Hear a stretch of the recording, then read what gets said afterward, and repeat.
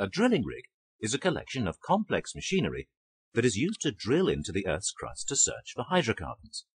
Although there are many types of drilling rig, they all carry out the same basic functions. Whether drilling for oil or gas, all rigs are essentially comprised of the same systems. Rigs are designed to work in many different environments. For example, on land, including deserts and jungles, and offshore, in swamps, shallow water, and deep water. Regardless of the environment, rigs must all perform the same basic functions. We looked at how a well is drilled. To do this, we need to be able to lift and lower the drill string, pump mud down the hollow drill pipe, clean the returning mud, and rotate the drill bit whilst maintaining control of the well. In order to do all of this, we require power. Each drilling rig, regardless of the environment, must have a well control system, which we will cover in more detail in later modules, power generating systems, hoisting systems, rotary systems, and a circulating system.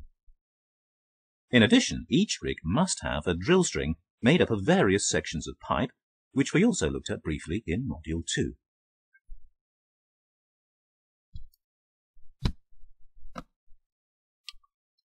Let's take a closer look at the various systems on a drilling rig. Click on each component for a more detailed explanation.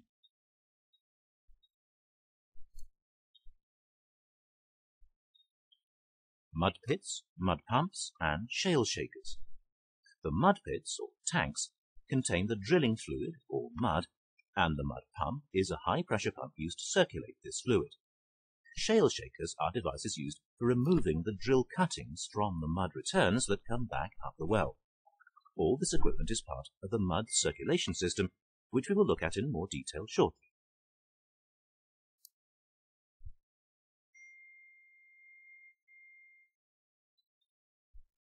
Drawworks. The primary hoisting machinery for lifting and lowering the travelling block, which takes the weight of the top drive and the drill string. Operated by the driller, drawworks can be driven by electric motors or diesel engines and can be used for many other lifting and pulling tasks around the drill floor.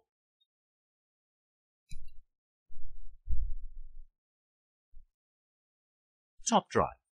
The top drive is a powerful electric or hydraulic motor that hangs from the travelling block and rotates the drill string.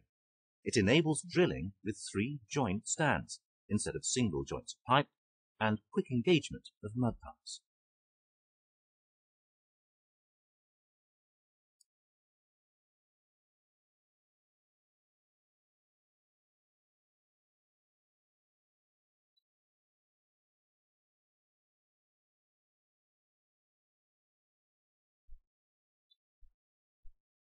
Travelling block. Working in unison with the crown block, the travelling block also has the drilling line threaded through it, and together they give the rig its tremendous lifting power.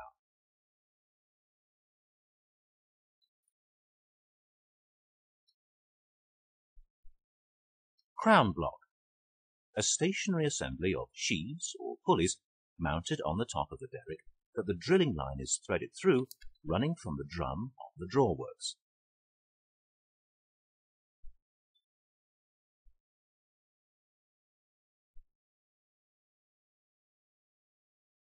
A rig is equipped with drawworks, a crown block and a travelling block, which, coupled with the derrick, allow the drill string to be hoisted. The 2 most common types of drilling method are top drive and rotary table and Kelly. Nowadays, most rigs use a hydraulic or electric top drive to rotate the string. Older rigs use a Kelly and a rotary table. Many operations are carried out using a downhole motor to turn the bit. Here you can see a diagram of the circulating system. The closed mud system shown here is usually used in oil or gas drilling, as the only discarded waste is clean drill cuttings. Mud is pumped down through the drill pipe to the bit and returns up the annulus to the surface, through the fluid treatment equipment and back to the mud pits. We'll look at this in more detail on the next slide. From the mud pits, the clean fluid is pumped via the mud pumps and discharge line to the rig. Here it travels up the standpipe to the Kelly hose and down through the top drive into the drill pipe. The mud continues down through the drill string to the bottom hole assembly, where it exits via nozzles in the bit. Unwanted heat and drill cuttings are carried away from the bit face by the drilling fluid. The now contaminated mud is pushed back up the annulus of the well and exits via the mud return line at the top of the BOP stack. The return line deposits the drilling fluid into a hopper, known as the possum belly, which feeds it to the shale shakers. The fluid and small cuttings, sand, silt, etc., drain through the mesh in the shale shakers into the settling tank below.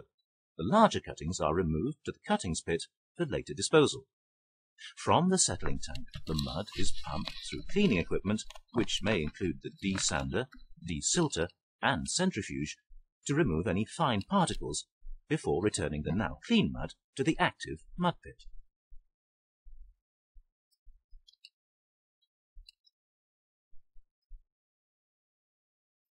The components of a drill string will vary depending on individual requirements, but for the purpose of this training, we will focus on the main components found in all drill strings.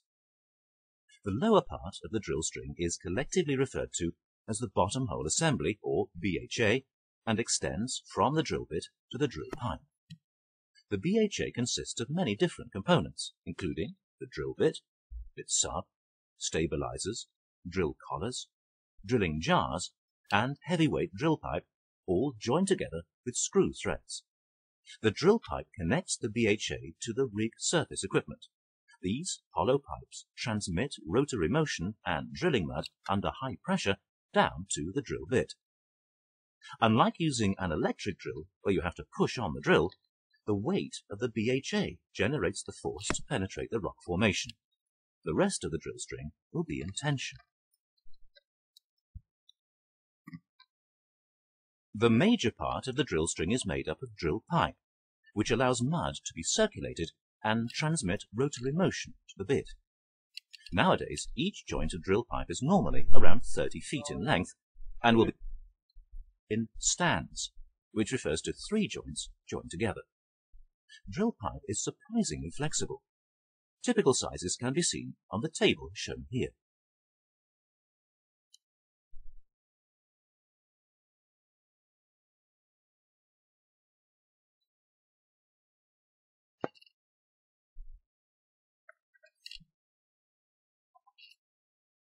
Drill collars provide the weight required to drill. There are 2 main types of drill collars, slick and spiral grooved. Both accomplish the same task of adding weight to the bit. However, spiral grooved drill collars help to prevent the drill string from getting stuck in the hole by allowing drilled cuttings and fluid to pass more freely around the collar. Typical sizes can be seen on the table shown here. As you can see, drill collars are much heavier than drill pipe. The length of the BHA is calculated to ensure the rest of the string is in tension. Measurement while drilling tools have been developed to constantly feed back information from the bottom of the hole, including direction, formation properties, and downhole pressures. Combined with mud motors or turbines close to the bit, adjustable stabilizers and MWD tools allow very accurate steering of the direction of the hole. Heavyweight drill pipe is thicker walled than standard drill pipe, but lighter than drill collars. It provides a transition between the flexible drill pipe and the stiff bottom hole assembly, gives extra strength, and helps prevent buckling. As discussed in Module 2, there are many types of drill bits, designed for different formations and cost effectiveness. Although all drilling rigs perform the same function, there are many different designs. They can be broadly categorized as those supported by contact with the surface of the earth, either on land or seabed, and those which float. The different types of installation include land rigs, swamp barges, jack-up rigs, semi-submersibles, drill ships, and fixed platforms. Let's take a look at these in more detail. As the name implies, land rigs work on dry land. A site is cleared and the rig and equipment moved in. Land rigs can be adapted to work in the desert or the Arctic, and even soundproofed for use in urban locations. Land rigs range from light duty to heavy duty. Light duty rigs are quick and easy to move, but are limited by the depth they can drill to. Heavy duty rigs can drill much deeper, but are much more difficult to move from location to location.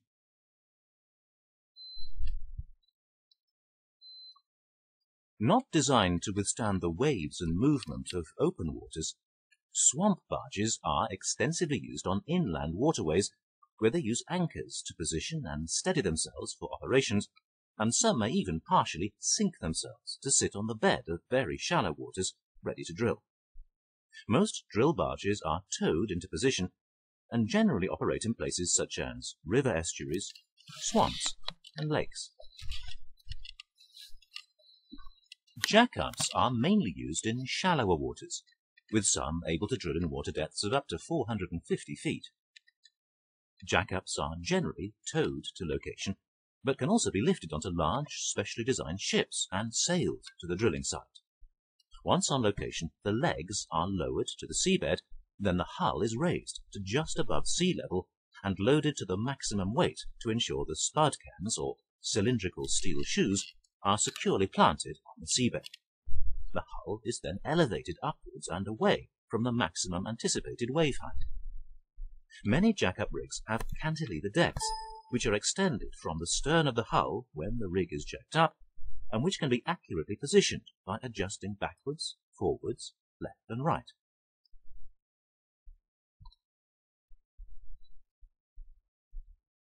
Semi-submersible rigs float upon a number of steel pontoons that allow them to be towed, lifted, or even sailed under their own power to location. Once in place, the semi is ballasted and partially sunk, and because the large pontoons then remain underwater, it becomes much more stable and is held in position with either anchors or dynamic positioning. Generally, they are capable of drilling in water depths between 300 and 4,500 feet. Being self-propelled with streamlined hulls, drill ships are often used in very deep or remote waters where it would be impractical to use tethered rigs such as semi-subs. Drill ships are also dynamically positioned and are faster and easier to move than rigs. At maybe 800 feet long and 6 stories high, drill ships can carry large amounts of equipment and have less requirements for support and resupply. Any floating drilling system is going to face the challenge of keeping a constant weight on the drill bit when the vessel is moving due to tidal and wave conditions. As the drill bit is connected directly to the rig floor, this means that it will be moving relative to the bottom of the hole. All floating rigs have systems known as heave compensators. Heave compensators are extremely large air-powered hydraulic jacks that change the distance between the travelling block and the crown block. They move instantaneously relative to the vertical movement of the drill ship or semi-sub. You can see the vessel movement and the way the heave compensator adjusts for this, maintaining the same weight on bit at the rig floor and no movement of the drill bit from the bottom of the hole. As the name suggests, fixed platform rigs are placed upon a fixed production platform with a frame-like structure or a central column with huge foundations set onto the seafloor. This rig type is usually meant for long-term drilling and production, or is used where numerous wells are required from one platform. Rig equipment on a fixed platform allows for the existing wells to be worked on,